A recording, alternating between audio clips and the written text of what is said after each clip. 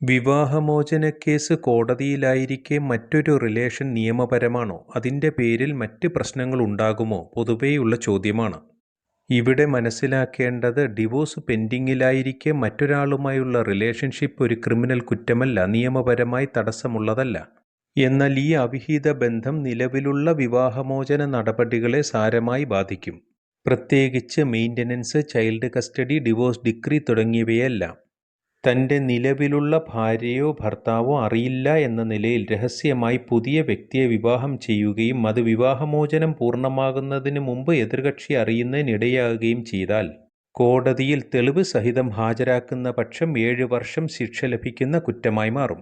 വിവാഹമോചന സമയത്ത് സ്ത്രീക്ക് മറ്റൊരു പുരുഷനുമായി അവിഹിത ബന്ധമുണ്ടെന്ന് കോടതിക്ക് വ്യക്തമായാൽ അത് എലിമണി എമൗണ്ട് കുറയുന്നതിനോ ഇല്ലാതാകുന്നതിനോ കാരണമാകുകയും ചെയ്യും.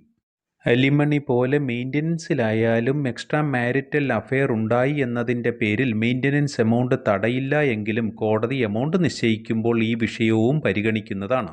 കുട്ടിയുടെ കസ്റ്റഡിയുമായി ബന്ധപ്പെട്ട വിഷയത്തിൽ അവിഹിത ബന്ധത്തിൻ്റെ പേരിൽ ഓട്ടോമാറ്റിക്കായി കസ്റ്റഡി നഷ്ടപ്പെടില്ല എങ്കിലും പുതിയ വ്യക്തിയുമായുള്ള ബന്ധം കുട്ടിയുടെ വെൽഫെയറിന് ഗുണകരമല്ലെങ്കിൽ അത് കസ്റ്റഡി ലഭിക്കാതിരിക്കുന്നതിനും നിലവിലുള്ള കസ്റ്റഡി നഷ്ടപ്പെടുന്നതിനും കാരണമായേക്കാം. മറ്റൊരു ബന്ധമുള്ളതായി ബോധ്യപ്പെട്ടാൽ ക്രൂവൽറ്റിയും ഡെസേർഷനും ഗ്രൗണ്ടുകൾ കൂടി ഉൾപ്പെടുത്താനും കോടതിക്ക് അതിനനുസരിച്ച് ഡിസിഷൻ എടുക്കാനും കഴിയും.